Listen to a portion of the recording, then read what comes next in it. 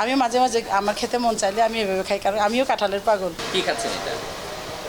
এটা রোজেলা টি। টি?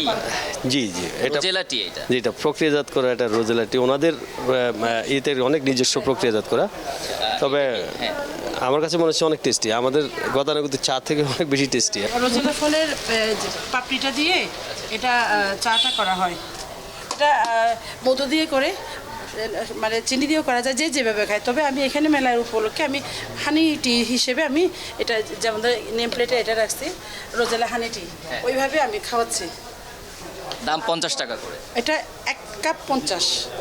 জি, আর এটা প্রচারের জন্য আমাদের মেলায় আসা। অনেকে রোজেলা সম্পর্কে ধারণাটা কম। এটা কি বিশেষত? এটা কি আপনাদের উদ্ভাবন নাকি?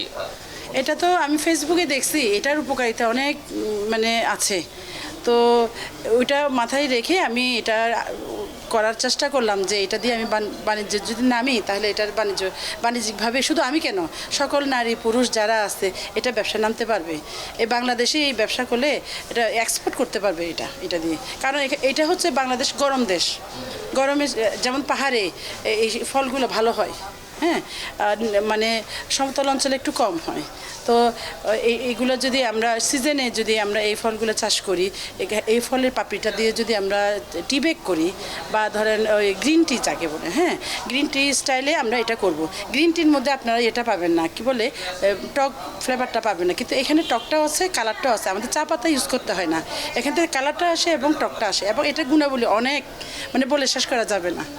একটু যদি বলতেন আমাদের। জি, যেমন ধরেন আমি চাটে নিয়ে আসছি, এটা আপনার চাটে দেখতে পারবেন। তবে হ্যাঁ, যাদের ডায়াবেটিস আছে, প্রেশার আছে, ফ্যাটি লিভারের সমস্যা, যাদের চর্বি, মোটা সোটা এগুলো মানে কন্ট্রোল করে আর কি, হ্যাঁ, এগুলোর জন্য এটা পরিমাণ মতো যদি এটা ডেলি পান করা যায় ওই গ্রিন টি স্টাইলে, তাহলে এটা উপকৃত হবে এখানকার মানে মানুষ বা জনগণ।